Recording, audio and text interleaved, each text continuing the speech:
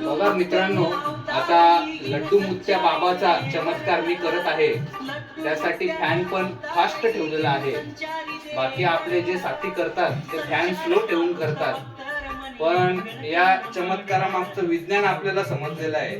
त्याच्यामुळे फास्ट फॅनवर पण मी करू शकतो.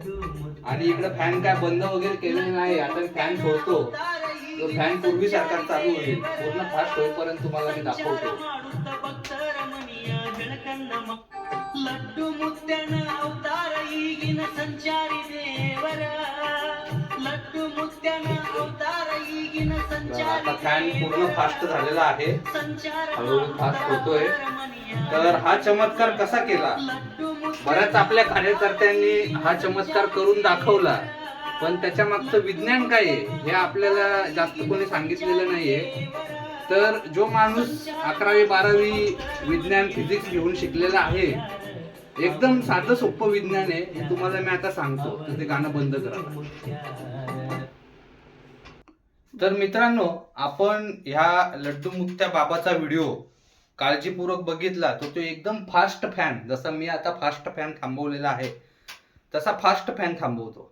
आपल्या कार्यकर्त्यांनी पण थांबवले, पण ते स्लो फॅन थांबवत होते. आणि त्यांचं काय होत होतं का ते इथं असे कॉर्नरला पकडायला जात होते.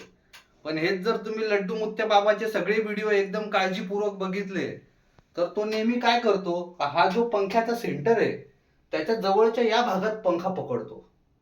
तर ते फास्ट फॅन पकडण्याच्या मागे, जवळ पकडण्याच्या मागे विज्ञान आहे. ते कसं ते मी तुम्हाला सांगतो. तर 12वीला आपण शिकलेलो आहे, लिनियर वेलॉसिटी नावाचा एक टॉपिक होता. तर त्याचा असा फॉर्म्युला आहे का, नियम मी तुम्हाला वाचून दाखवतो इंग्लिशमध्ये, मग मराठीत सांगतो.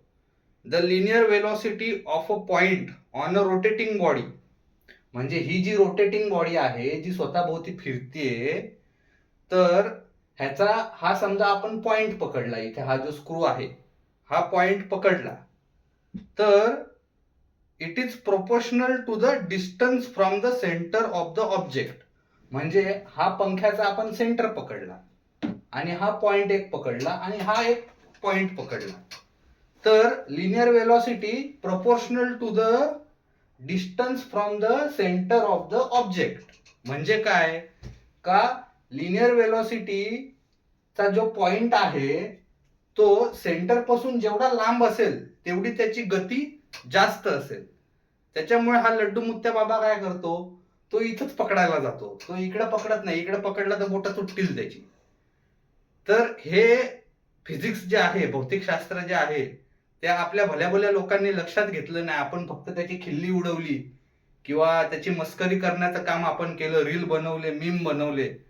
परंतु त्याच्या मागचं हे विज्ञान जे आहे ते कोणी आपल्याकडे लक्षात घेतलेलं मला फार काही दिसलेलं नाहीये. त्याच्यामुळे हा व्हिडिओ बनवावा असं मला वाटलं. तर हा लड्डू मुत्या बाबाचा शास्त्रीय दृष्ट्या केलेला एक भांडाफोड होता असं मी म्हणतो. धन्यवाद.